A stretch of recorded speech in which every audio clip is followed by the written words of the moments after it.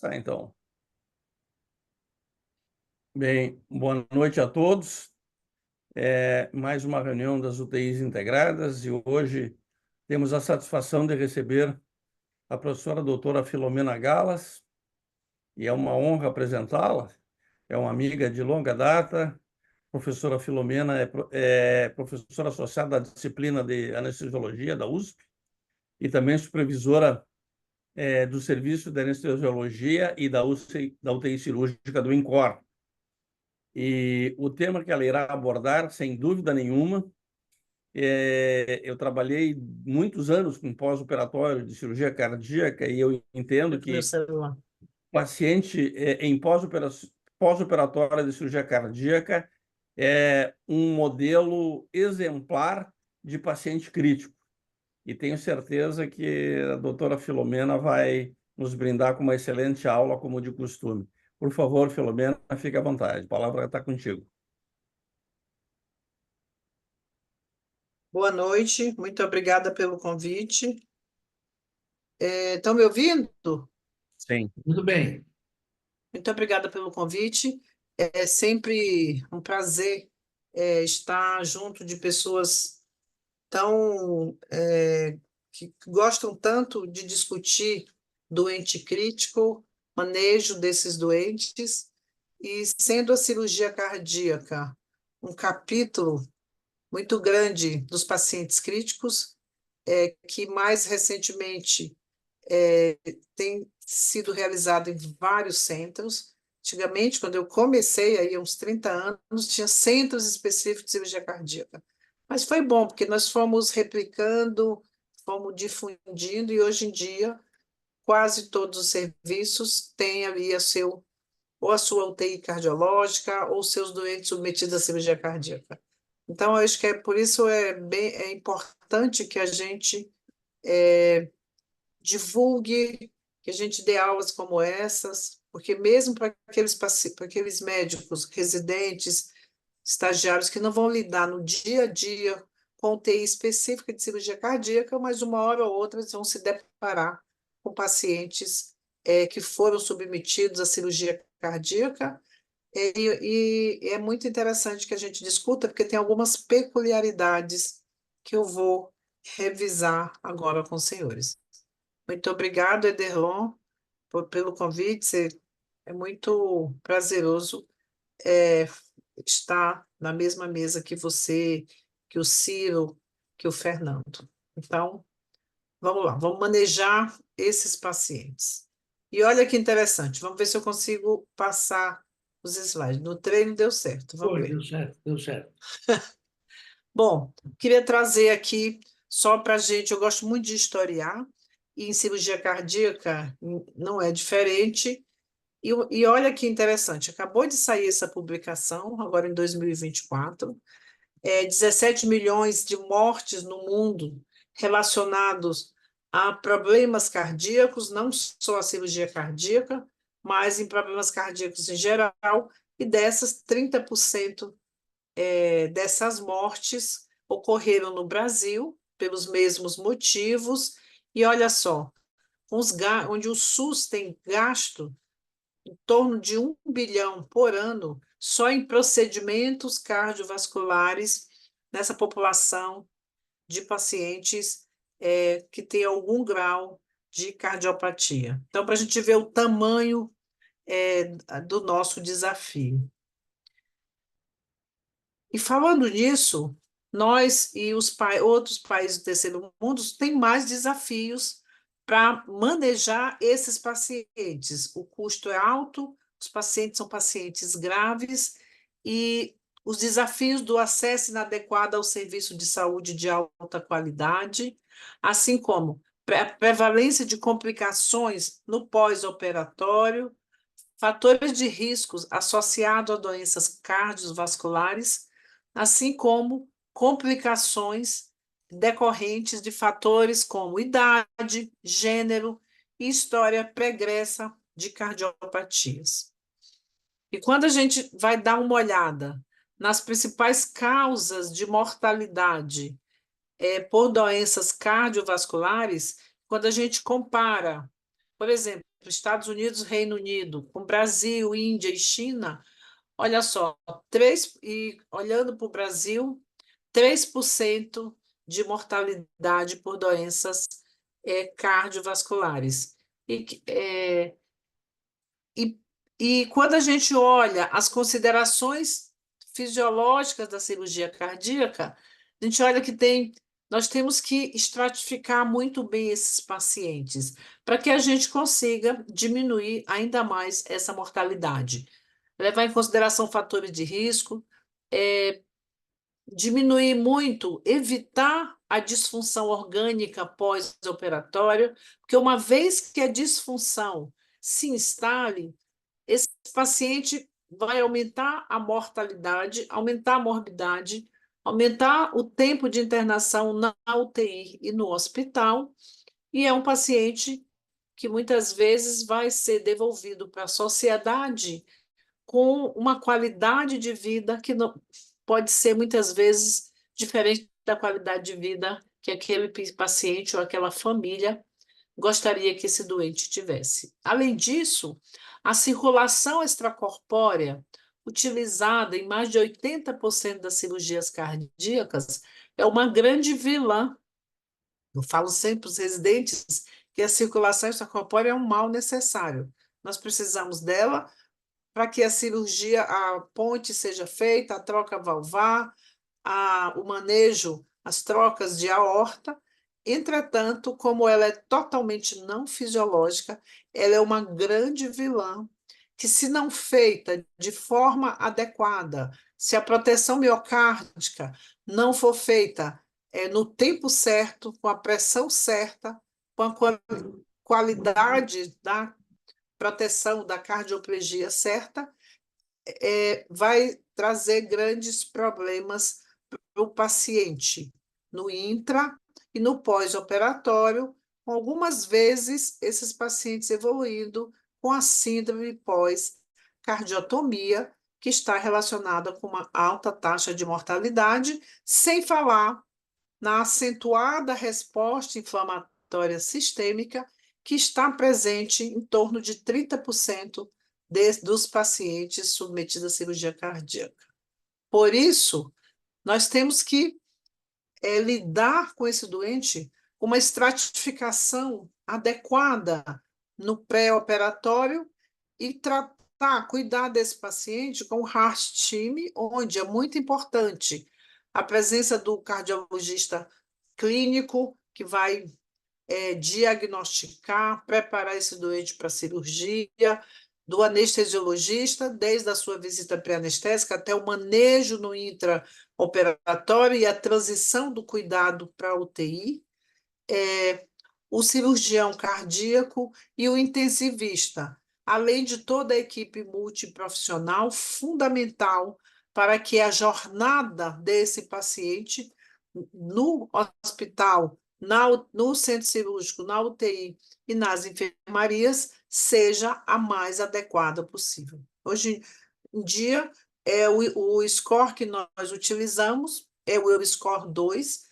que ele prediz a mortalidade no pós-operatório, e também o STS, que prediz, além da mortalidade, outras complicações. São os scores clínicos que, a partir daí, nós nos preparamos, tanto no intra como no pós-operatório, até para distribuir o local que esses doentes vão ficar, distribuir a nossa equipe multiprofissional e, muitas vezes, adequar a relação enfermeiro-físio ao número de pacientes. Se é um Euroscore maior, eu vou escolher o melhor ventilador mecânico, eu vou escolher um time, coloco mais enfermeiros, e assim eu vou estratificando e adequando a estadia desse paciente na UTI. E os anestesiologistas usam também em cirurgia cardíaca o score de ASA, que é um score baseado em alterações fisiológicas. Assim, essa linguagem que passa do intraoperatório para o pós-operatório, ela é feita de uma forma mais estreita, fazendo com que no pós-operatório seja uma continuidade, não um novo recomeço do que acontece no intraoperatório. Então, é importante que nós estratifiquemos esses pacientes com scores clínicos, com score cirúrgico, e saibamos se o nosso doente é de risco intermediário. Raramente existe um paciente de baixo risco para ser submetido a uma cirurgia cardíaca, ou se esse paciente é de risco elevado. Além disso, parte da população que será submetida à cirurgia cardíaca é uma população de alto risco. Quem é esta população de alto risco que poderá ser submetida à cirurgia cardíaca? Faz parte do nosso dia a dia. Pacientes que têm idade acima de 65 anos, que têm também doenças crônicas neurológicas, respiratórias. É claro que ele tem uma doença cardiovascular, por isso ele vai ser submetido à cirurgia cardíaca. Os procedimentos de emergência, pacientes com câncer, hoje o câncer é considerado uma doença crônica, e pacientes que têm insuficiência renal aguda ou pacientes com insuficiência renal crônica que vão ser submetidos à cirurgia cardíaca. E é importante que nós estratifiquemos esses pacientes para que também nós façamos uma adequada monitorização. É claro que a monitorização desses pacientes de alto risco vai ser uma monitorização avançada, e para que a gente consiga diminuir a mortalidade desses pacientes que serão submetidos à cirurgia cardíaca. E falando em mortalidade em cirurgia cardíaca, eu queria aqui mostrar para os senhores como que foi a evolução de onde é que nós viemos e onde a gente está em relação à mortalidade em cirurgia cardíaca. Eu queria também lembrar dos nossos pioneiros na cirurgia cardíaca, o doutor René Favaloro, o doutor Sones, que foram grandes, naquela época, que foram grandes estudiosos, pesquisadores, e que, na década entre 67 e 69, olha o que eles fizeram. Eles fizeram uma casuística de 303 pacientes submetidos à revascularização do miocárdio, e esses pacientes, todos no pós-operatório, eram submetidos a cateterismo para ver a patência dos enxertos. E olha que interessante, eles publicaram essa casuística no JAMA, em 1970, e eles tiveram, com as condições que eles tinham naquela época, de monitorização, de avaliação e reavaliação dos pacientes, 86% de sucesso na cirurgia desses pacientes. E olhem só a taxa de mortalidade, em torno de 6% de mortalidade. E aí, quando a gente olha essa casuística, a gente se pergunta, será que depois de tantos anos, 40 anos, 50 anos, como é que está a mortalidade em cirurgia cardíaca? O que nós avançamos muito na monitorização, na anestesia multimodal, no cuidado desses pacientes. Será que isso se reverteu em diminuição de mortalidade? Como é que nós estamos hoje? E antes disso, eu queria dizer para os senhores que, pensando não só na mortalidade, mas também pensando na qualidade de vida e na morbidade, eu queria apresentar para os senhores 5 motivos para você buscar o aprimoramento no pós-operatório de cirurgia cardíaca. Quais são esses motivos? Primeiro, salve vidas. Domine a arte de transformar o pós-operatório em renascimento. Seja protagonista. Lidere a equipe que define o sucesso da cirurgia cardíaca. Impacte o futuro. Aperfeiçoe técnicas que melhorem a recuperação do paciente. desafie os seus limites. É importante ser aberto às mudanças. E construa um legado. Seja referência, naquilo que você faz. Então, pensando nisso, a próxima pergunta é: mas afinal, como melhorar os resultados no pós-operatório de cirurgia cardíaca? Será que tem uma fórmula mágica? Ou será que você pode fazer isso sozinho? Ou será que o importante é, desde o diagnóstico e estratificação, o trabalho de forma multidisciplinar e interdisciplinar? Vamos ver. Como nós vamos melhorar os resultados? Otimizando o manejo pré-operatório. Não adianta o paciente ir para o centro cirúrgico para ser submetido a uma cirurgia cardíaca sem uma estratificação do seu score clínico, sem uma estratificação em relação ao porte, ao tamanho da cirurgia. Não adianta ele ir anêmico.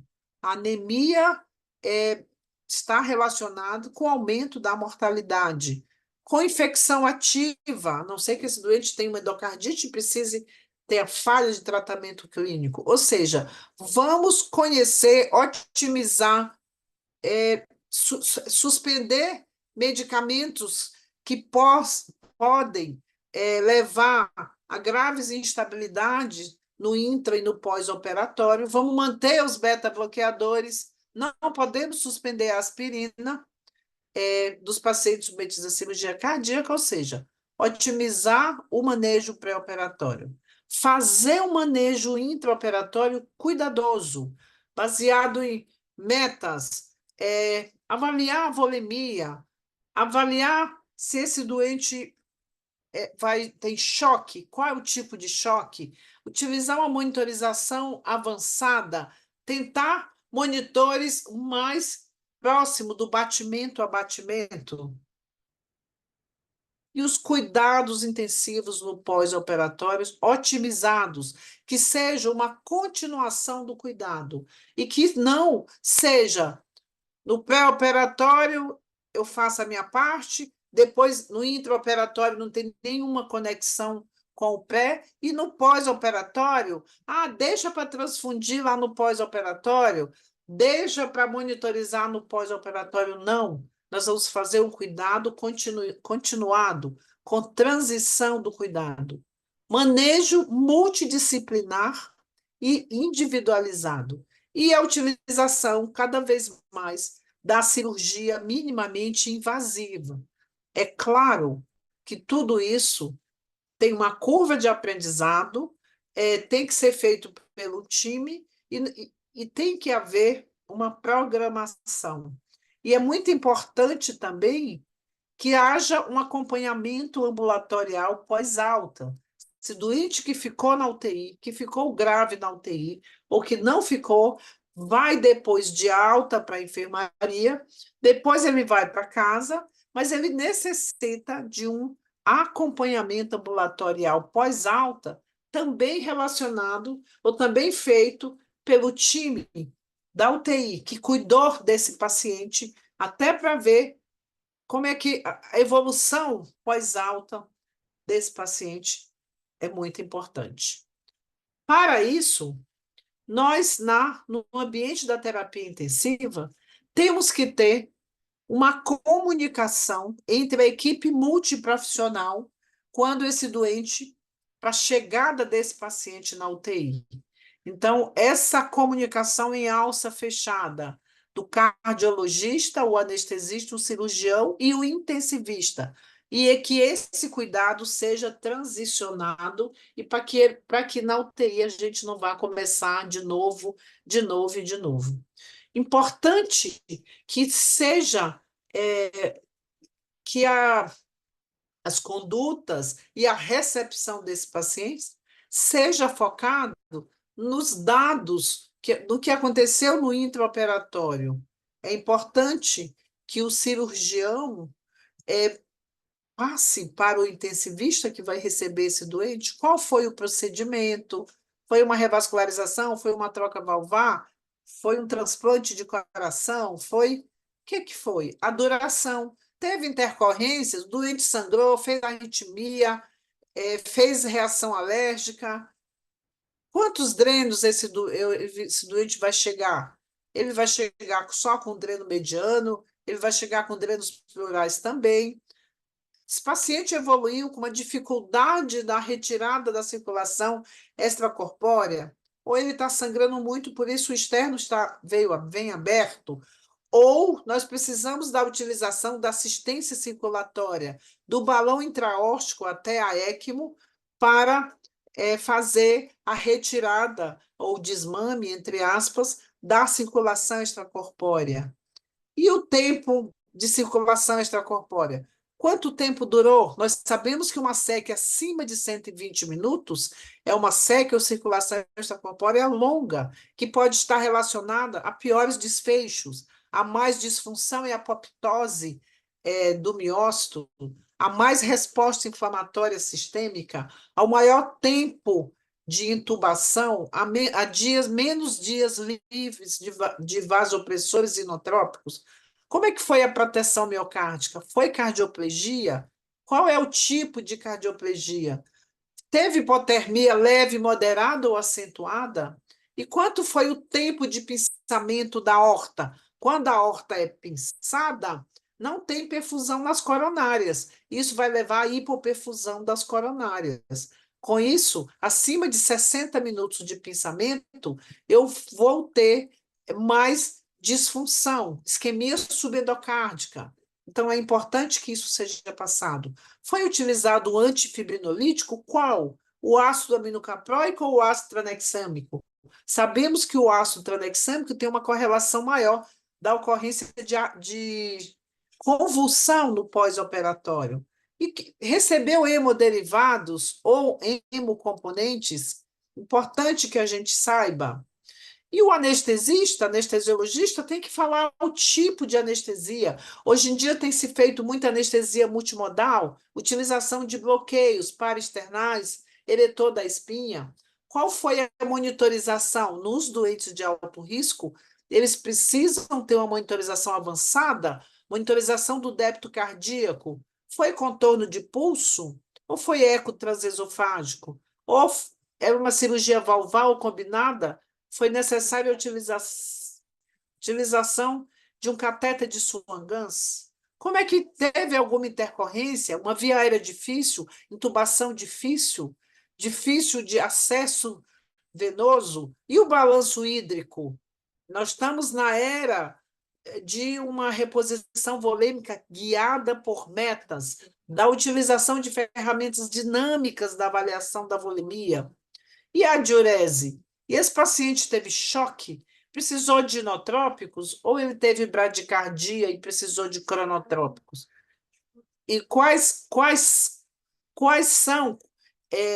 foram as intercorrências? É muito importante que seja passado para o intensivista, para a equipe que vai cuidar no pós-operatório. E uma vez que o doente seja admitido na UTI, ele deve ser identificado não pelo número, mas pelo nome. O seu João, a dona Maria, eu converso todos os dias com meus pacientes. Eu sei o que está acontecendo com eles, o que eles estão, quando eles conseguem, assim que eles conseguem se comunicar, eu faço questão dessa comunicação, é muito importante. Isso transmite com uma confiança para o paciente, uma referência. As medicações que ele está utilizando, algumas a gente precisa manter.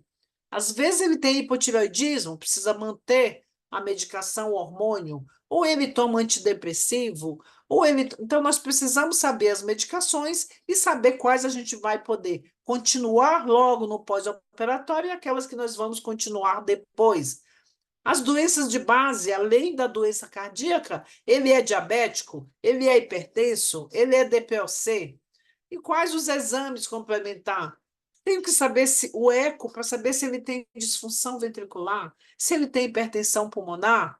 Muito importante que a gente saiba o cateterismo, porque nós não podemos esquecer que no pós-operatório o paciente pode evoluir com infarto tipo 5, relacionado à revascularização do miocárdio. Então, infarto tipo 5 pode ocorrer no pós-operatório de revascularização do miocárdio, Por isso, nós temos que ser neuróticos com o eletro do doente quando chega, comparar esse eletro com o do pré-operatório.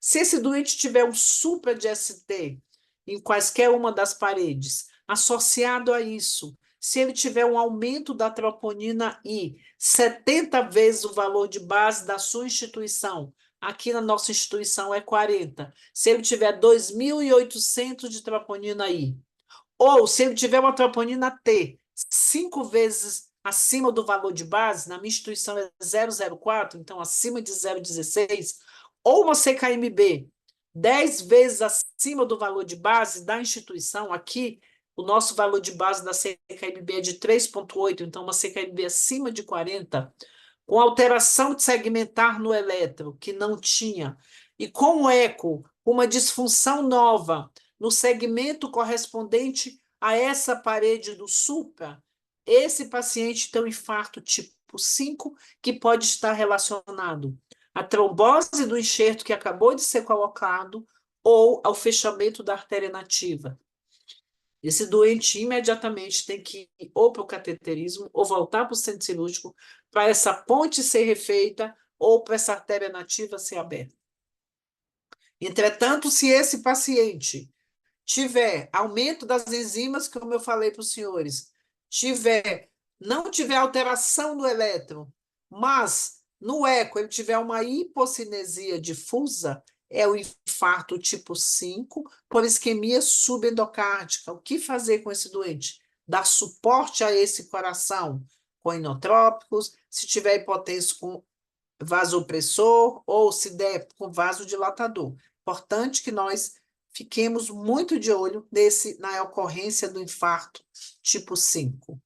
Muito importante. E saber o status funcional. Qual é o status funcional desse doente? Assim como saber o grau de nutrição desse paciente. Então, é um paciente já desnutrido ou não? E a gente tem que rapidamente ofertar calorias para esse paciente, para que a desnutrição não ocorra ali no pós-operatório. Esse paciente deve ser recebido, geralmente, idealmente, tem um handoff que é passado lá do intra para o pós-operatório, o meu time da UTI já sabe o doente que ele vai receber, esse doente vem monitorizado e essa monitorização vai continuar aqui na UTI e rapidamente, após a monitorização, nós temos que fazer um rápido exame desse doente, revisar os exames, pedir os exames de base e avaliar os parâmetros vitais. E é claro que a nossa UTI já está com todos os monitores parametrizados para esses pacientes que serão submetidos na UTI. Na avaliação inicial, é muito importante que nós levemos em consideração da inspeção geral a temperatura, se o doente tem cianose, se o doente tem alguma parte que está mais hiperemiada. Então, aquela visão, se o tubo tem algum sangramento, assim como na sonda vesical. Então, os drenos, se os drenos estão sangrando. Então, é importante que essa avaliação inicial seja realizada. Mas qual é o objetivo da monitorização hemodinâmica desse paciente que chegou aí para nós na terapia intensiva após uma cirurgia cardíaca? O objetivo geral do manejo hemodinâmico é manter a adequada perfusão aos órgãos e manter adequado DO2, fornecimento de oxigênio aos órgãos. Logo, nós temos que não só ter a monitorização desse paciente, do débito, da saturação venosa, da pressão venosa central, da saturação venosa de oxigênio, como nós temos que interpretar à luz, é claro, também do exame físico e manejar esse paciente em relação à volemia, ao uso de inotrópicos. Esses pacientes no pós-operatório, muitas vezes eles chegam hipertensos porque eles estão começando a acordar, nós temos que manejar essa hipertensão para que o meu doente mantenha 65, 70 de média, a não ser que eles sejam acima de 70 anos, que nós temos que manter uma diastólica acima de 55 milímetros de mercúrio, e para que a gente faça também o manejo das arritmias, que elas são, na maioria das vezes, benignas, supraventriculares, geralmente relacionadas à alteração hidroeletrolítica ou do equilíbrio ácido básico. Para que a gente tenha um olhar geral, inicial, para esses pacientes. Apesar de todo esse cuidado, dessa monitorização adequada, da avaliação clínica pelo intensivista, pelos residentes que estão lá, esses pacientes podem apresentar complicações previsíveis.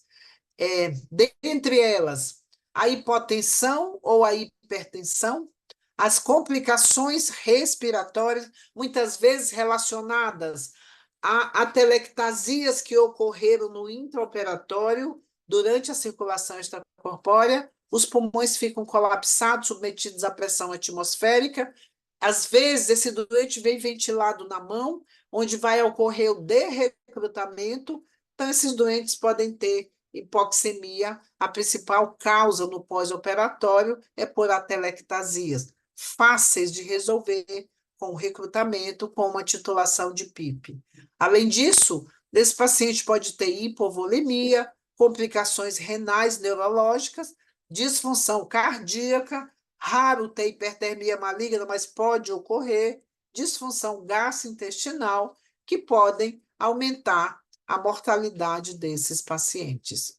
A monitorização hemodinâmica mais utilizada nos pacientes, no Brasil, nos pacientes submetidos à cirurgia cardíaca, são, atualmente, monitorização, quando a gente compara o hospital público com o privado, como nessa publicação, no hospital privado se utiliza mais monitorização minimamente invasiva por controle de pulso, eco transesofágicos, catéter de artéria pulmonar, mais ou menos, mas o que a gente faz no nosso serviço aqui no Instituto do Coração é monitorização avançada para os pacientes submetidos à cirurgia cardíaca. Nós monitorizamos o débito cardíaco minimamente invasivo por contorno de pulso nos doentes de médio risco. Nos doentes de alto risco, nós utilizamos o eco transesofágico e utilizamos, quando a cirurgia é valvar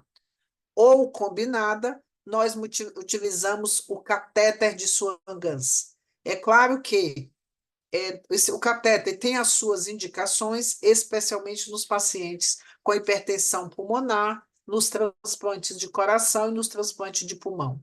Utilizamos bastante a plataforma EV1000 e agora começamos a utilizar o HPI. Estamos ainda construindo a nossa experiência, que é uma ferramenta onde você avalia a previsibilidade de hipotensão arterial quando o HPI está abaixo de 85, nos próximos 20 minutos. E o importante de utilizar o HPI é que você consegue saber se o problema é falta de volume pelo VVS, se o problema é contratilidade pelo DPDT, ou se o problema é a elastância através dos índices que essa ferramenta te dá.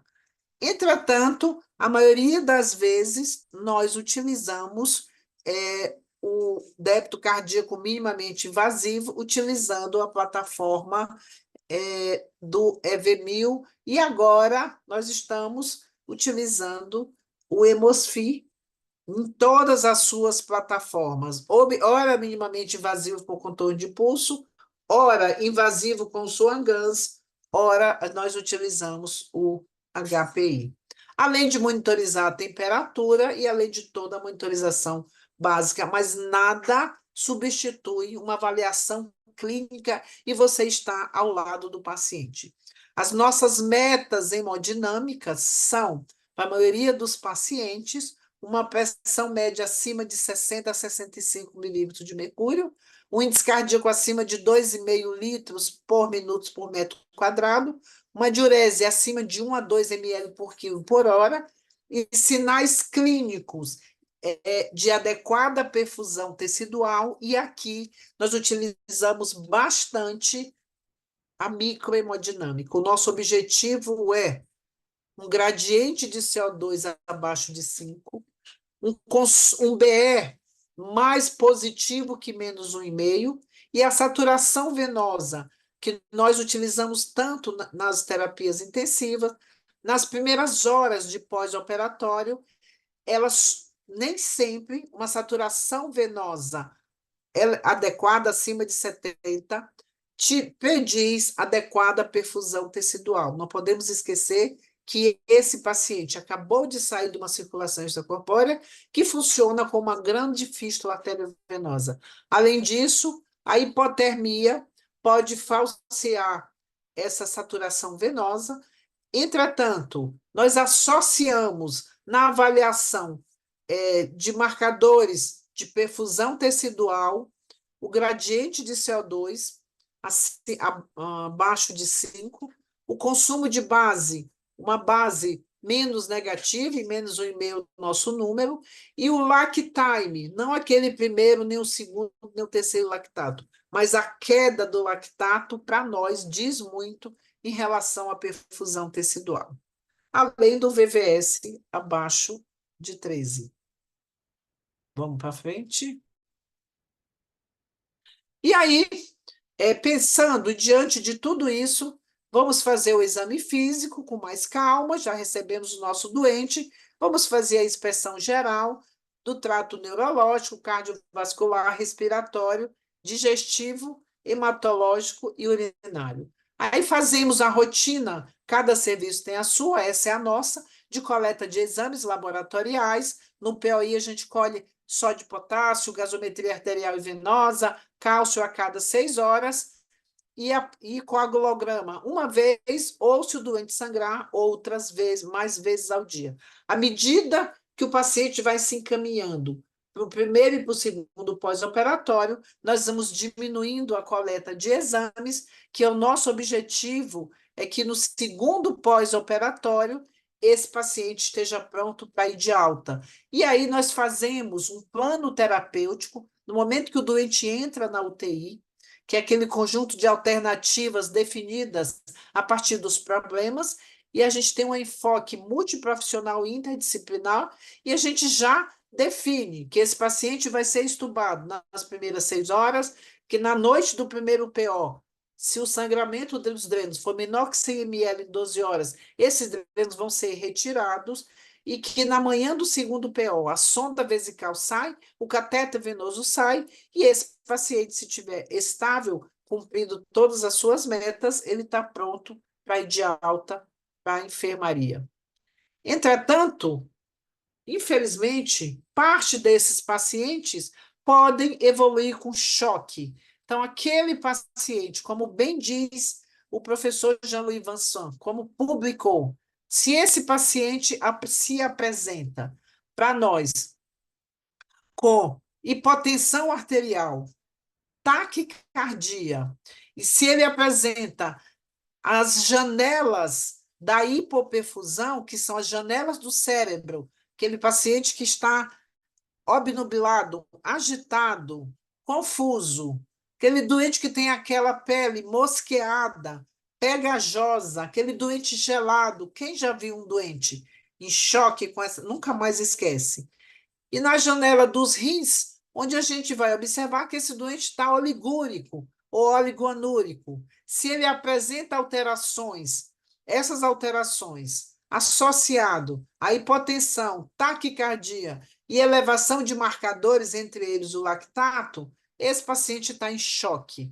E aí, com a monitorização que nós estamos utilizando, através da saturação venosa, mas levando em consideração hoje em dia a gente usa de rotina, o ecocardiograma, nós podemos já diagnosticar aqui qual é o tipo de choque que esse doente tem. Se esse doente está hipotenso, tem uma saturação venosa normal ou alta, e no eco, se esse paciente tiver câmaras cardíacas normais ou função contratilidade preservada, às vezes até hiperdinâmico, nós podemos estar diante de um choque distributivo. Ou se esse paciente tiver, na verdade, uma saturação venosa baixa, PVC alta, e no eco, esse doente tiver líquido, um derrame pericárdico, ou se eu fazendo meu POCUS encontrar um pneumotórax, esse doente, eu posso estar diante de um choque obstrutivo.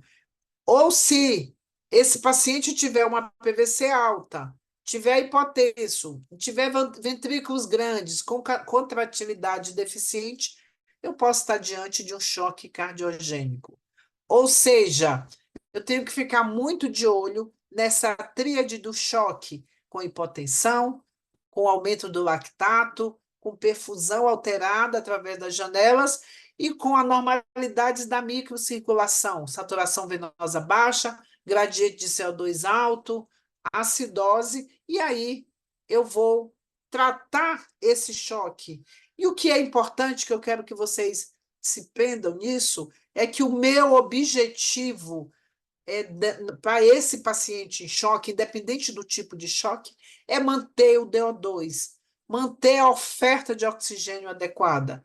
Para isso, eu tenho que contar com uma adequada manutenção do conteúdo arterial, vezes o débito cardíaco, ou seja, manter uma adequada saturação de oxigênio. Se o meu doente está em choque, eu tenho que manter esse doente com cateter de oxigênio, tenho que pensar que o conteúdo arterial tem que estar adequado. Pode ser um catéter, pode ser uma máscara, às vezes eu preciso entubar esse doente, se eu entubar, utilizar a estratégia protetora de ventilação, cuidado com o biotrauma, o oxigênio é bom, mas não pode ser demais. Adequar a hemoglobina não significa transfundir baseado no trigger, no número, mas sim individualizar esse paciente, o que tem reserva, o que não tem reserva, quem tem disfunção ou quem não tem. E atrás de adequação dos marcadores de perfusão tecidual e adequar o débito cardíaco através da adequação da pré-carga, que não significa um protocolo cólera de reposição volêmica, mas sim utilizar ferramentas dinâmicas da avaliação da volemia, o débito cardíaco, o índice, utilizar o passive raise legs para ver se o doente é responsivo a volume. Se ele for responsivo, provavelmente ele está hipovolêmico. Adequar a frequência cardíaca. E no pós-op de cirurgia cardíaca, existe uma grande resposta metabólica ao trauma. Então, esses pacientes vão precisar de uma frequência cardíaca um pouco mais elevada, 90, 100 de frequência cardíaca nas primeiras horas. Às vezes, a gente precisa utilizar cronotrópicos, marca-passo, para manter essa frequência cardíaca adequada. Adequar a contratilidade através de inotrópicos, se o doente tiver hipotenso, vasopressores, e esse doente evoluir com choque cardiogênico refratário, pensar na assistência circulatória do balão intraórtico a ECMO. E, se possível, se esse doente não tiver hipotensão arterial, utilizar vasodilatador para otimizar a pós-carga. E como fazer para tratar esse paciente, esse choque, especialmente o choque cardiogênico? Utilizar a terapia titulada, utilizar a nossa regrinha VIP, onde o V significa ventilar esse doente, administrar oxigênio, correção da hipóxia, algumas vezes passa por entubar esse paciente, onde o I da regrinha VIP significa infusion, ressuscitação volêmica, corrigir a hipovolemia, utilizar ferramentas dinâmicas para adequar a volemia desse paciente, e onde o P da regrinha VIP significa bomba, bombear, dar suporte cardíaco, drogas, inotrópicos, vasopressores, e, por que não, assistência circulatória. Aqui só queria mostrar para os senhores, em relação aos vasopressores, em cirurgia cardíaca, 30% dos pacientes podem ter vasoplegia. Nesses pacientes, a hipotensão arterial muitas vezes é acentuada. Como manejar essa hipotensão arterial? Primeiro, adequar a volemia, mas momentaneamente, muitas vezes, paralelamente, utilizar vasopressor. Qual vasopressor? Por muitos anos, nós utilizamos a noradrenalina, que aumenta a pressão arterial, mas ela também aumenta a frequência cardíaca. E aí surgiu, tem uns 10 anos, 8 anos, surgiu a vasopressina como uma opção para melhorar, adequar a pressão arterial na hipotensão dos pacientes submetidos à cirurgia cardíaca. E o nosso grupo aqui do INCOR publicou um estudo no Anesthesiology chamado VANCS, onde nós comparamos a vasopressina com a norepinefrina no manejo do choque vasoplégico de pacientes submetidos à cirurgia cardíaca, onde o nosso desfecho primário era um desfecho combinado de aumento de pressão arterial, diminuição da incidência de insuficiência renal e de efeito fibrilação atrial. O que nós observamos? Nós utilizamos um estudo duplo cego, randomizado, com doses equivalentes de norovaso, e os doentes, quando saíam da circulação extracorpórea, que tinham pressão arterial abaixo de 65, após adequação volêmica, eles eram randomizados para nó ou para vaso. O que nós observamos é que a nó e a vaso restauraram a pressão arterial igual. Entretanto, o grupo que recebeu vasopressina teve menos fibrilação atrial e menos insuficiência renal. Teve um dia menos de internação na UTI e um dia menos de internação no hospital. A partir desse trabalho, nós tivemos uma mudança de paradigma no nosso serviço. A partir desse trabalho, pacientes com vasoplegia no pós-op de cirurgia cardíaca que tem NOR acima de 0,2 micrograma quilo minuto, nós já utilizamos vasopressina como a segunda droga direto. Ou, se o doente tiver hipotensão arterial com taquicardia, ou com disfunção renal, ou com fibrilação atrial, nós utilizamos como primeira droga a vasopressina. Tentamos fazer esse estudo no Instituto do Câncer, chamado VANCS-2, com pacientes em choque séptico. Nessa população, nós não observamos nenhuma diferença entre a NOR e a vaso em restaurar a pressão de pacientes com choque séptico, nem na ocorrência de insuficiência renal, nem na ocorrência de fibrilação atrial. Então, é uma população específica de pacientes submetidos à cirurgia cardíaca, a vasopressina se mostrou superior à nó em relação a efeitos colaterais e em relação a tempo de internação da UTI no hospital. Todos os dias nós nos deparamos com um dilema na UTI. Meu paciente tem insuficiência circulatória ou insuficiência pulmonar? E aí, nosso dilema termina quando a gente utiliza ferramentas dinâmicas de avaliação da volemia, e a partir daí nós começamos a diferenciar quem é responsivo e quem não é responsivo a volume, para que a gente também não ache que todo aquele raio-x que parece estar congesto, o doente tenha insuficiência circulatória. Um outro problema que a gente se depara todos os dias em pacientes submetidos à cirurgia, e cirurgia cardíaca também, é a anemia. E olha que interessante nesse estudo: 324 milhões de cirurgia em todo o mundo, 30% de anemia pré-operatória. E anemia pré-operatória, em cirurgia cardíaca e outras cirurgias também, está relacionado ao aumento da taxa de mortalidade. É importante também desses pacientes que a gente se preocupe com a ventilação mecânica. O adequado é que nós mantenhamos adequada à troca gasosa, com pH adequado, saturação de oxigênio adequada e CO2 adequado.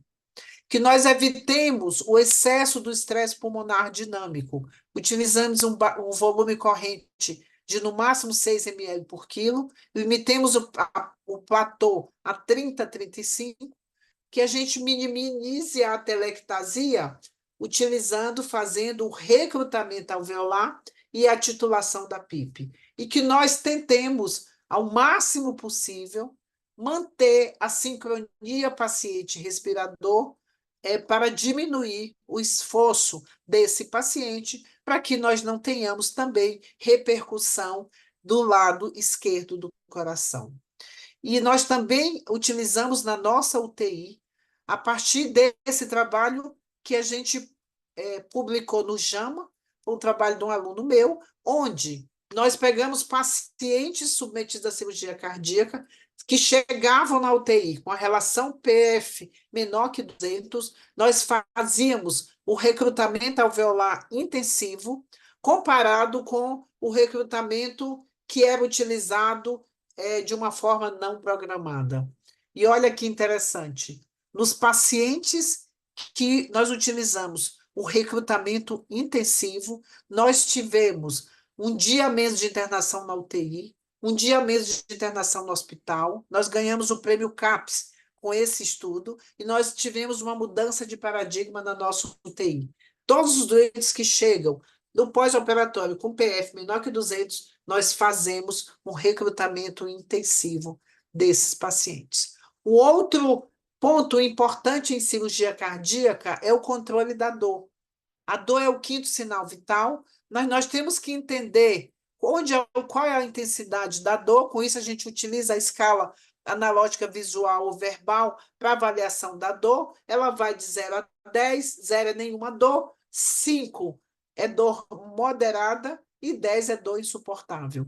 Então, essa dor tem que ser diagnosticada e tratada. E hoje em dia, nós estamos estubando mais os doentes no intraoperatório, os doentes menos graves. E esses doentes, então, nós temos utilizado bloqueios do eretor da espinha para external e nós estamos numa política intensa de diminuição da utilização de opioide nessa população, porque a gente sabe dos efeitos colaterais e também dessa epidemia do uso inadvertido do opioide, especialmente nos Estados Unidos, ceifando muitas vidas.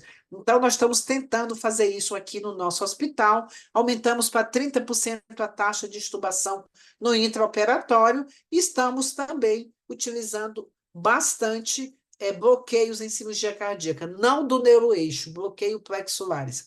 É importante que a gente comece a tratar a dor do nosso paciente quando a gente coloca em ventilação espontânea. E aí nós já começamos a dipirona, alguns a gente usa um pouco de tramadol, e nós vamos utilizando os bloqueios e associando os bloqueios, avaliando e reavaliando a dor. Em relação à estratégia transfusional, qual a melhor estratégia? Liberal ou restritiva? Nós também publicamos o primeiro trabalho controlado e randomizado, chamado TRAX, publicamos no JAMA, onde, em cirurgia cardíaca, nós comparamos uma estratégia restritiva, 7 de hemoglobina, com uma estratégia liberal, 9 de hemoglobina.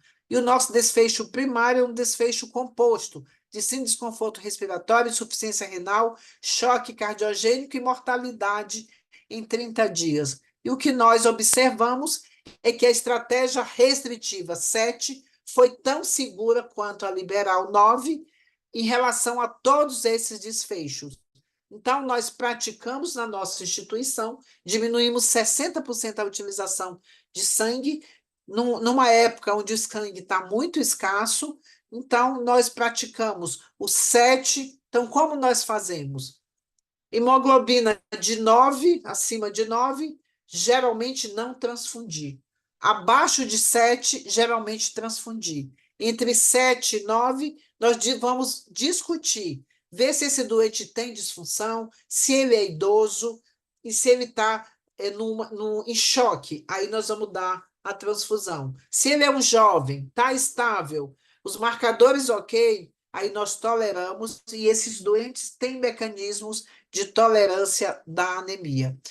E quase finalizando, quando o nosso paciente em cirurgia cardíaca evolui com uma síndrome pós-cardiotomia, choque refratário, esse paciente vai precisar de uma assistência circulatória. Inicialmente, um balão intraórtico, que vai dar suporte ao ventrículo esquerdo. Ele também diminui a pós-carga do ventrículo esquerdo quando ele desinsufla.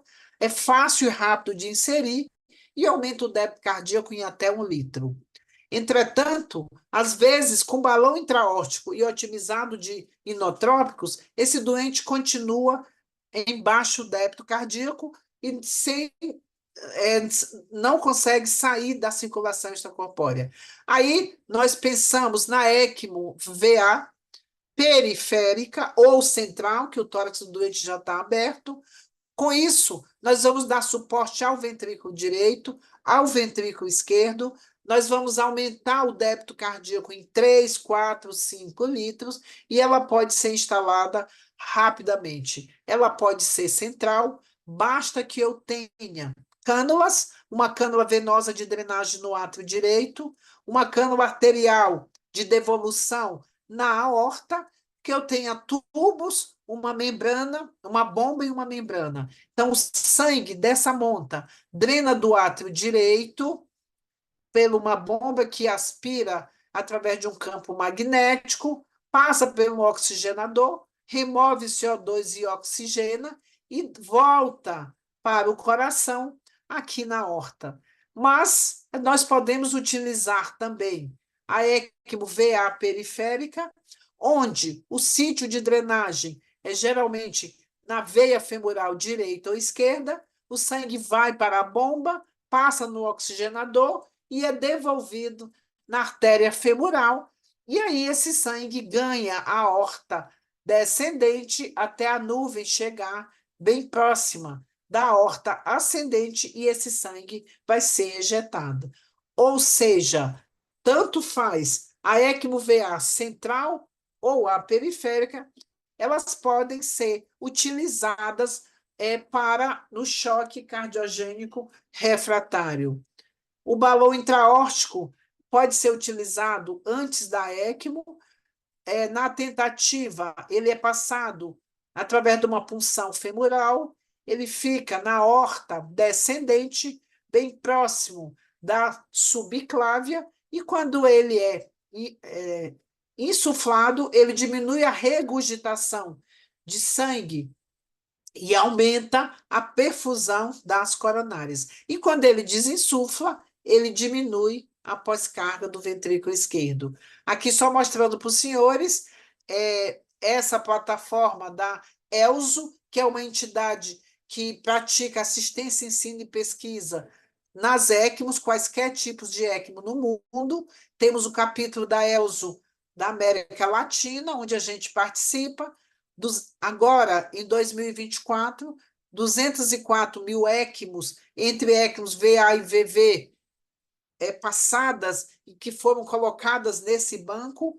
Dentre elas, interessa para a gente aqui na população adulta, que foi colocado em ECMO, ou VA ou VV, a sobrevida em torno de 50%.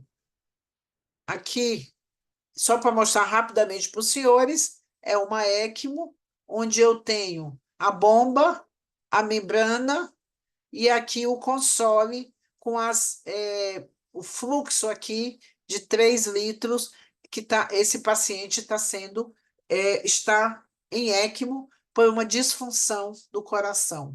Então, é muito importante que a gente entenda que a gente tenha essa estratégia para ser utilizada quando houver necessidade, mas deve ser utilizada pelo time com expertise. As complicações, eu já falei para os senhores, as mais importantes e as de maior incidência são as pulmonares, mas esses pacientes podem ter complicações cardíacas, neurológicas, infecciosas. 8% desses pacientes podem ter AVC. O AVC ele pode ser 94% isquêmico, 6% hemorrágico. Delírio está muito relacionado à utilização, por exemplo, de benzodiazepínicos, pacientes que já têm disfunção oculares, ou pacientes que têm surdez, ou pacientes que usam tabaco, eles podem ter delírio no pós-operatório, que tem que ser identificado e tratado, porque aumenta a mortalidade. Temos que nos preocupar com o controle glicêmico desde o intra até o pós-operatório, mantendo a glicemia entre 160 e 180, e no paciente crítico, nas primeiras horas, nós utilizamos insulina contínua. Já falei da telectasia, esses pacientes podem ter disfunção renal, desequilíbrio hidroeletrolítico, em 7% dos casos eles podem evoluir para a diálise. Importante nos preocuparmos com o sistema gastrointestinal, pode ocorrer translocação bacteriana durante a SEC, durante períodos de hipotensão, isquemia mesentérica é mais raro e esses pacientes necessitam da utilização de bloqueador H2 e H1. Esses doentes podem ter úlcera de estresse, além do sangramento, porque esses pacientes sendo submetidos à circulação extracorpórea, eles vão ser anticoagulados, ocorre uma trombocitopenia dilucional e uma diminuição dos fatores vitamina K dependente. Aqui só para falar que alguns pacientes têm sim desconforto respiratório, principalmente pelo trauma cirúrgico, quando o sangue entra em contato com a superfície não fisiológica da circulação extracorpórea, por fenômeno de isquemia e reperfusão, por endotoxemia e por transfusão sanguínea. Para finalizar, falar que mais modernamente nós temos procurado utilizar o conceito ERAS também em cirurgia cardíaca, onde esses pacientes precisam ser preparados no pré-operatório, onde o intraoperatório nós devemos utilizar anestésico de curta duração, uma analgesia multimodal, diminuir a utilização de opioides, utilizar bloqueios estubar o doente ou na sala ou nas primeiras 4 horas de pós-operatório, onde a extubação precoce, a iniciação da dieta nas primeiras 6 horas e a retirada dos drenos, dos tubos, dos catéteres precocemente vai conferir uma jornada mais curta desses pacientes no intraoperatório. Importante também é uma conexão entre o pré, intra e pós-operatório e que nós façamos uma análise contínua da qualidade. E de perspectivas, eu queria deixar para vocês que o futuro do manejo pós-operatório em cirurgia cardíaca reside na nossa capacidade de inovar, individualizar e otimizar o cuidado perioperatório, garantindo uma recuperação mais rápida, segura e completa para cada paciente. E quais são as perspectivas futuras? Avanços na ventilação e manejo pulmonar, na gestão hemodinâmica e terapia guiada por metas, utilização de suporte circulatório mecânico, monitorização neurológicas e intervenções neuroprotetoras e prevenção do manejo da lesão renal aguda. Muito obrigada. Excelente, Filomena. Uma apresentação assim ampla, abordando todos os aspectos, né, do paciente submetido à cirurgia cardíaca. A gente já tem uma pergunta e eu queria já aproveitar, junto dessa pergunta que foi feita, dois aspectos de complicações que a gente tem precocemente no pós-operatório e que normalmente o cirurgião fica, digamos, ansioso e, em algumas situações, muitas vezes a gente não tem uma terapia, digamos, dirigida ao que realmente importa. São duas situações, quando o paciente sangra e quando o paciente faz vasoplegia. Principalmente no sangramento, né? Vem uma terapia que lembra o Galeno, né? Faz tudo. ácido Y, plasma, cria o precipitado, transfunde, enfim, e fica uma salada de bicarbonato, não é? Então, uma série de coisas que atrapalha, né, o intensivista, o cardiologista que está no plantão, porque ele fica, muitas vezes, sem saber o que ele vai fazer primeiro e não é ele que está acompanhando o paciente. Essa é uma questão. E a outra, né, aproveitando já em termos de complicações, e aí entra a pergunta do Jambor, que é a vasoplegia. É uma droga a gente utilizou durante muito tempo, até aqui no Brasil, né? Tinha centros que tem publicações aí, o uso do azul de metileno. O racional farmacológico para o azul de metileno é interessante, né? Ele inibe a guanilato ciclase, né? Só que na prática, né, a gente para de usar o azul de metileno, o doente volta a ficar hipotenso, e a única coisa que muda, que perdura por mais um tempo, é a urina ficar colorida. Então, eu gostaria que tu abordasse inicialmente assim esses dois aspectos do manejo imediato em termos de complicação. Filó, depois descompartilha a tua tela. Isso, excelente.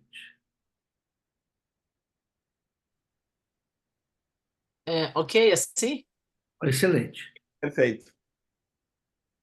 Muito obrigada, Fernando, pelas perguntas. São grandes desafios, tanto o sangramento como a resposta inflamatória. Em relação ao sangramento, eu acho que a gente passou da fase do kit grude. Kit grude era, saiu de SEC, a SEC foi acima de 1h30, então já vamos mudar plasma, plaqueta, crio precipitado, Y, porque o transamin é mais moderno. Hoje em dia, felizmente, tem muitos hospitais que têm uma forma melhor de avaliar a cinética de formação do coágulo, que é o tromboelastograma ou ROTEM. Eu trabalho no hospital público e no privado. No hospital privado, eu posso fazer 3, 4 ROTEM. Então, o que a gente faz? Está sangrando. Se o paciente encostou a maca, sangrou 300 ml, 200 ml e não instabilizou, aquele sangue estava coletado. Mas se ele sangra 200 ml e instabiliza, muitas vezes nem dá tempo a gente fazer o ROTEM. Nós já pensamos em duas coisas. Primeiro, esse doente deve estar hipotérmico, e a hipotermia corrobora o sangramento. Segundo, pode ser até a terceira hora que esse paciente recebeu a heparina, ele pode fazer aquele Ausschaltz e uma recirculação da heparina. Por quê? No início da cirurgia, nós damos heparina 5 miligramas por quilo. A heparina age na antitrombina 3, inibindo a transformação de fibrinogênio em fibrina. A cada 30 minutos é feita uma avaliação da coagulação para esse doente não coagular na SEC. Então, é feito um TCA, que é o tempo de coagulação ativada. E se esse tempo de coagulação ativada estiver abaixo de 450 segundos, o normal dele é de 80 a 120 segundos. Mas para ele estar anticoagulado adequadamente, tem que estar acima de 450 segundos. A perfusionista vai fazendo mais 1 miligrama por quilo de heparina, mais 1 miligrama por quilo de heparina. No final da cirurgia, o que a gente faz? Pergunta, quantos miligramas de heparina foram feitos? Fizemos 800 miligramas de heparina. E o que a gente faz no Brasil?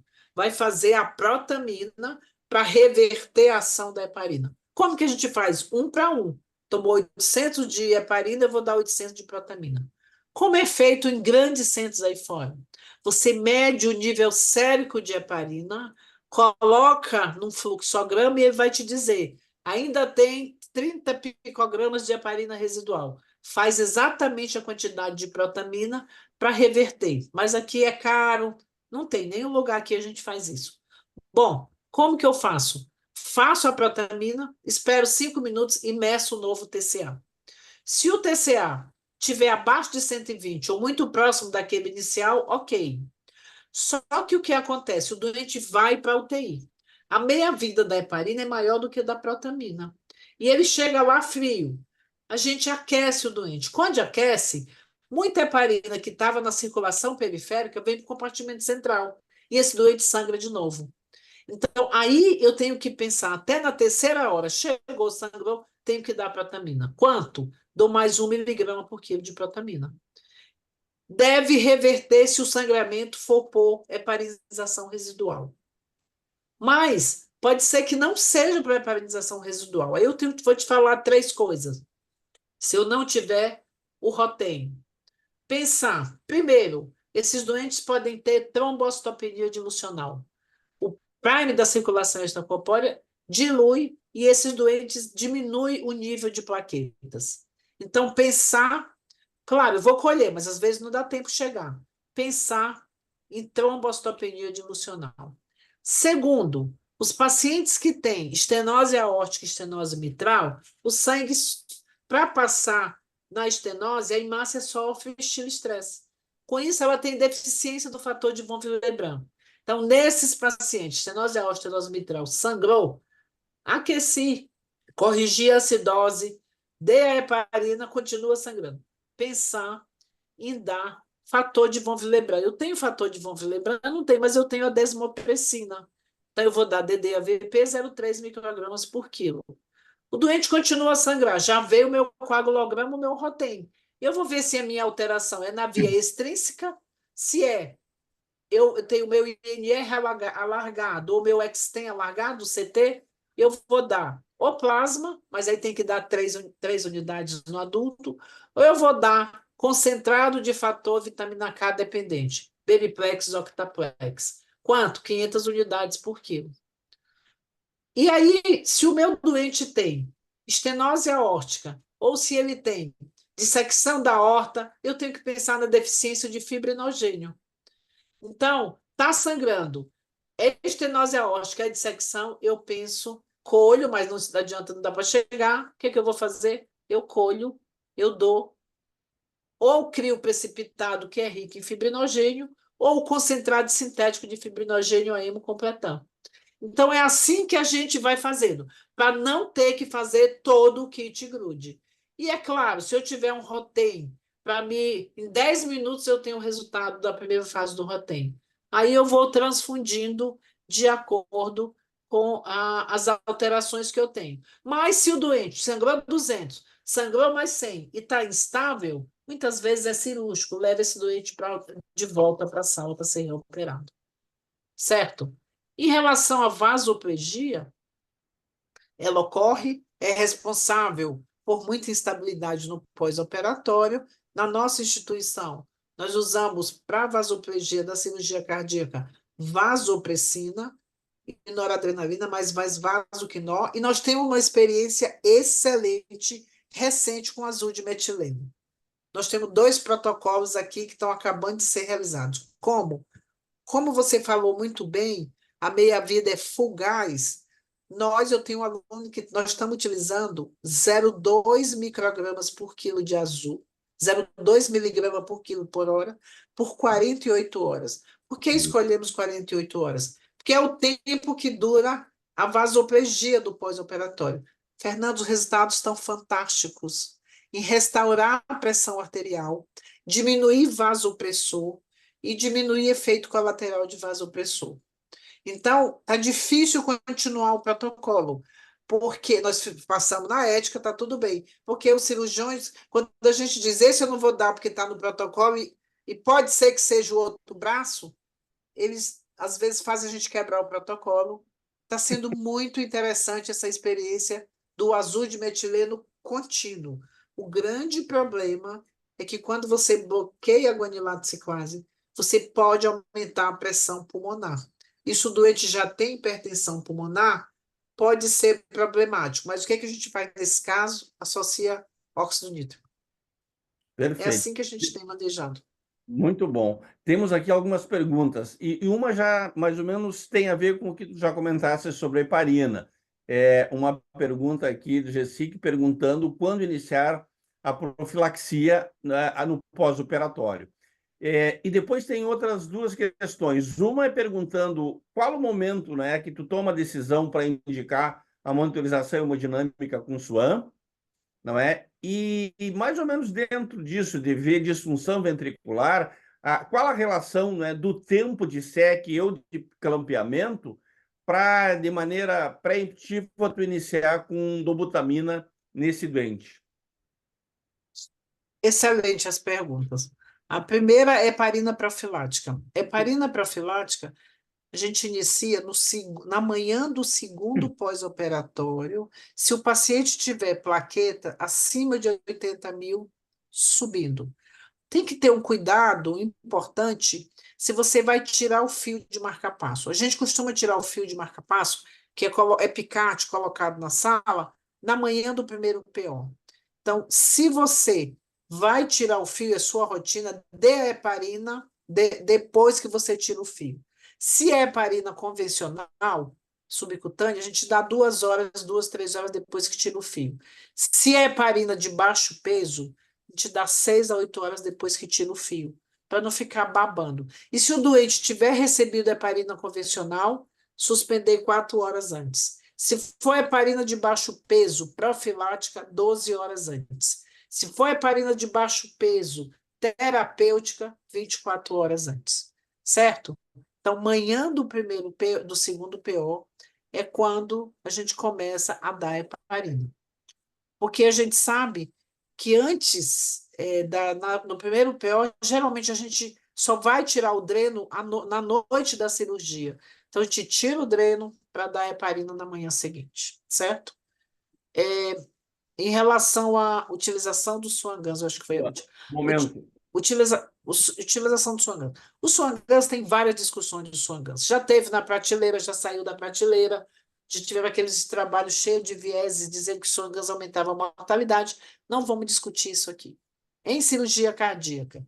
Em cirurgia cardíaca, pacientes com fração de ejeção menor que 35%, ou pacientes com cirurgias valvar, com hipertensão pulmonar, uma pressão sistólica média de pulmonar acima de 25, nós utilizamos Swan-Ganz para manejo também da hipertensão pulmonar, para utilizar óxido nítrico, para vasodilatar o pulmão. Nos transplantes de coração e transplante de pulmão e na stromenaterectomia de pulmão. É essa a nossa rotina. Ou seja, o Swan-Ganz tem, sim, o seu lugarzinho na cirurgia cardíaca. Mas, de preferência, o Swan-Ganz de débito contínuo. Não há que a cada 30, 60 segundos eu tenho uma monitorização de débito. Não adianta colocar o débito intermitente. Quando você acabou de medir, já não vale mais. Então, a gente faz o débito contínuo. A outra pergunta... Usa dobutamina em pacientes Dobutamina. relacionado ao tempo de SEC. O que a literatura tem demonstrado para a gente é que 60% dos pacientes submetidos à cirurgia cardíaca fazem disfunção ventricular. Agora, a expertise está. Quais são esses pacientes que vão fazer disfunção ventricular? Essa é uma coisa. A segunda coisa é, será que todo doente que é submetido à cirurgia cardíaca, que tem pinçamento de aorta, precisa de dobutamina? Nós publicamos um trabalho recente, que foi tese do Rafael, onde a gente comparou dobutamina para todos com dobutamina guiado por índice cardíaco. Então, nós randomizamos e, após a saída, na hora do aquecimento, 33, 34 graus, um grupo recebia dobutamina para manter o índice cardíaco acima de 2,5. E o outro grupo, todo mundo recebia dobutamina. O nosso desfecho era um desfecho composto de manutenção do débito cardíaco, clareamento do lactato e tal. O que a gente viu é que não teve nenhuma diferença em quem tomou dobutamina só para manter o índice acima de 2,5 ou em quem tomou dobutamina aí porque o anestesista quis dar. Ou seja, a minha impressão pessoal, entre aspas, faço há 35 anos pós-óbito de cardíaca, é que a gente usa muito mais dobutamina do que a gente precisa. Entretanto, tem alguns preditores que fazem a gente dizer, esse caso vai usar dobutamina. E no começo, quando as pessoas estão começando a fazer cirurgia cardíaca, pós-operatório, anestesia, você vai usar muito mais dobutamina do que depois que você pega, você fica mais com mais experiência. Importante é monitorizar. Então, é assim, quando o tempo de circulação extracorpórea é acima de 120 minutos, quando o tempo de anóxio de pensamento é acima de 60 minutos, esse é a população que tem maior probabilidade de fazer disfunção do coração. Esse é o doente que vai precisar de dobutamina. Teoricamente, na prática, você está monitorizando o débito cardíaco. O que eu faço? No, entre aspas, o que eu faço? Começa a aquecer 35 graus, eu ligo uma dobutamina 3, 4 microgramas por quilo. Se o doente saiu de SEC, eu vou monitorizar. Se eu tiver a minha monitorização adequada, o doente não tem disfunção ventricular prévia, a SEC foi menor que 120 minutos, eu vou diminuindo, desmamando essa dobutamina. Então, é assim, não tem uma receita, mas o que tem é 60% faz disfunção, monitorizar é importante, monitorização avançada, e levar muito em consideração a microhemodinâmica. Não esquecer que a saturação venosa no doente anestesiado, ela não vai ter a sua. Não vai ser fidedigna, porque a anestesia vai diminuir o consumo de oxigênio, a hipotermia também. Então, ela só é importante se ela é baixa, mas uma saturação venosa de 80 num doente que ainda está sob efeito de anestesia, ela pode não dizer muito, mas você leva em consideração o gradiente de CO2, que deve ficar menor que 5, CO2 arterial menos venoso. É o lag time, que ele sobe, sobe, sobe, depois ele começa a cair. E o BE, se ele for ficar -3, -4, esse doente está consumindo base. Se ele está consumindo base, é porque o DO2 dele não deve estar adequado, entendeu? Você tem que pensar também em adequar a volemia, importante. Tá bom? Muito bom. Tem uma outra pergunta que aí tem a ver com o pré. Suspende ou não aspirina e clopidogrel, né, nos pacientes que estão utilizando? Muito boa pergunta. É o seguinte, o que eu vou falar vai dizer um pouco a minha idade. Quando comecei a fazer anestesia para cirurgia cardíaca, grandes cirurgiões, grandes, mas grandes mesmo. Várias vezes eu vi suspender cirurgia porque a aspirina não tinha sido suspensa. Estava na sala para começar, não está com aspirina, vai sangrar. E aí começaram as evidências. Nós publicamos no Arquivos de Cardiologia uma guidelines, diretriz de perioperatório. Nessa diretriz, a gente classificou com uma força de evidência muito alta que a aspirina, suspender a aspirina em pacientes que necessitam da aspirina e que vão ser submetidos a quaisquer cirurgia é bad medicine, excetuando cirurgia oftalmológica, cirurgia neurológica e RTU de próstata. As outras, a chance da aspirina dar um sangramento é um sangramento minor.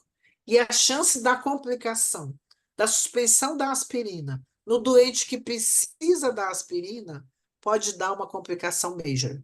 Ou seja, não se deve suspender aspirina em pacientes que vão ser submetidos a quase todas as cirurgias, e a cirurgia cardíaca é uma delas. Vai com aspirina. E não só isso, na 7ª hora de pós-operatório, nós devemos reintroduzir a aspirina. O clopidogrel e os novos antiagregantes devem ser suspensos, levando em consideração a meia-vida da droga. Clopidogrel, 5 dias, ticagrelol, 3 dias, o prasugrel, 7 dias. Esses devem ser suspensos, excetuando as urgências e emergências. Se for urgência ou emergência, põe de qualquer jeito e pensa em que esses doentes podem sangrar por disfunção plaquetária. Filó, parabéns, os residentes aí estão empolgados com a aula, só recebo elogios aqui. Já que você entregou o tempo de experiência, o que não entrega a idade, porque você começou esse negócio quando você estava no jardim de infância ainda, Deixa eu te fazer uma pergunta aproveitando isso. Ederlon, a Oi. experiência é atemporal. Atemporal, é isso que eu tô esperando. Ah, conta uma coisa para os residentes, Filó, em cima disso. Fala para eles, nessas décadas, qual a coisa que tu acha mais importante em termos de mudança dos primórdios para cá, em termos de manejo de pós-operatório? Eu acho que isso é uma coisa interessante para contextualizar tudo. Belo, é uma pergunta capciosa, mas o que eu não fácil de responder assim muito rapidamente. O que eu acho que mudou? Primeiro, apesar da dificuldade do acesso à saúde, eu acho que o fácil acesso hoje em dia ao Google, às mídias, estão fazendo com que os pacientes eles sejam mais esclarecidos. Muito que a gente tem falado nessas webinars, muita gente, às vezes não médico, o leigo assiste. Isso, o Covid, eu acho que foi importante para isso. As pessoas foram, primeiro, perdendo o medo da cirurgia. Segundo, confiando em técnicas mais seguras. Com isso, eles têm conseguido chegar um pouco mais cedo no hospital. E ele tem vindo um pouco melhor cuidado. O hipertenso tem tomado o seu antihipertensivo, o doente que tem angina ou teve infarto tem tomado a sua aspirina. Então, primeira coisa, eu acho que a população, apesar de mais idosa, com mais comorbidades, tem chegado um pouco mais esclarecida em relação à sua doença. A monitorização avançada, para mim, e a estratificação do risco, não cirúrgico, não só cirúrgico, como score clínico, tem feito com que a gente consiga planejar melhor o manejo desse paciente no pós-operatório. Eu acho que a terapia guiada, nota 10 para esse paciente. Antigamente, você enchia esse doente de volume, esse doente ficava com aquele sorão pendurado de 60 ml. Os Com cirurgiões isso, fazia reclamavam e a gente não dava bola, né? Estavam certos. era síndrome compartimental.